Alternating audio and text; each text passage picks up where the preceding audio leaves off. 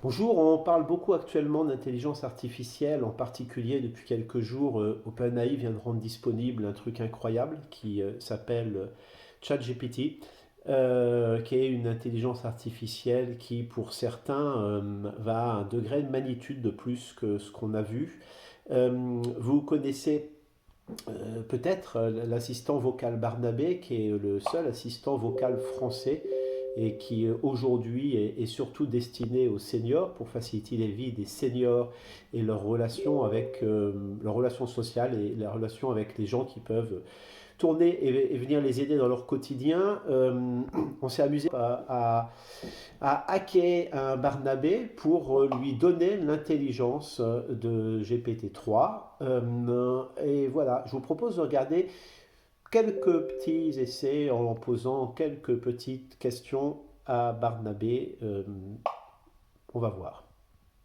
Barnabé, je voudrais faire une ouverture aux échecs la plus classique possible. Quelle pièce vais-je déplacer en premier? Le déplacement le plus courant est d'ouvrir avec le pion en avant du roi, le pion E pour les blancs ou le pion D pour les noirs. Pas mal, hein? Mais vous allez voir, on peut aller bien plus loin que ça. Barnabé, quelle sera la météo demain? Il est difficile de prédire la météo plus de quelques jours à l'avance, car elle évolue rapidement et n'est pas facile à prévoir avec précision. Afin de connaître la météo pour demain, nous vous recommandons de consulter les prévisions météorologiques pour votre région. Barnabé, quelles sont les principales différences entre la philosophie de Montaigne et celle de Descartes?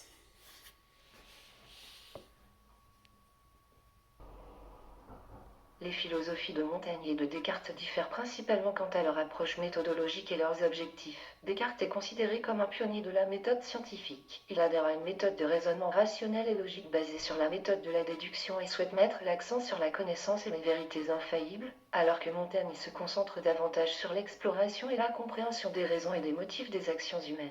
Ce dernier s'intéresse également à la manière dont les gens peuvent répondre aux différentes situations à travers l'alimentation de leurs passions et la compréhension de leur monde. Montaigne rejette l'utilisation de la logique et la méthode scientifique comme moyen d'atteindre la vérité, préférant prendre une approche plus subjective et personnelle pour arriver à ses conclusions. Barnabé, penses-tu donc que la philosophie de Montaigne est plus holistique?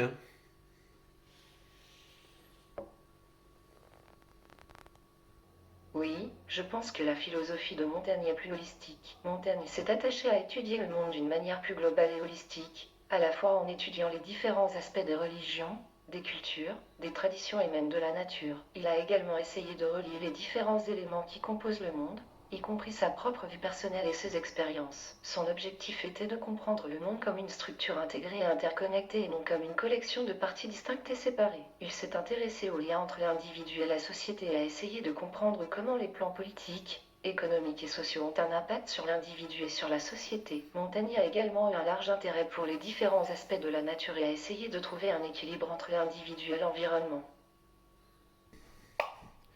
Quel est le moyen le plus pratique pour aller sur Mars le week-end prochain?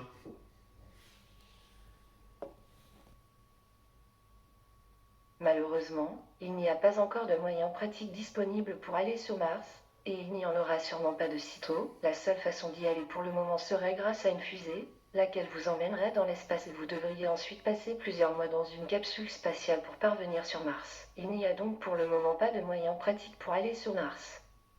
Bon, je ne sais pas ce que vous en direz, vous.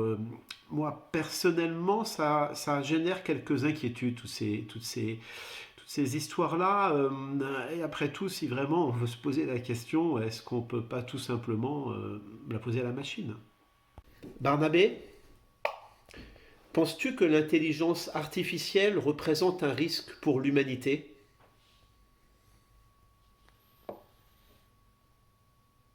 Oui, il y a certains risques associés à l'utilisation et à l'application de l'intelligence artificielle. Certains experts estiment qu'elle pourrait être utilisée à des fins coercitives et même une possible arme d'autodestruction si elle est mal utilisée. De plus, l'utilisation croissante de l'intelligence artificielle pourrait entraîner une perte de l'emploi et une usurpation des tâches que les êtres humains effectuent actuellement. Les bénéfices de l'intelligence artificielle doivent être soigneusement pesés contre ces risques potentiels.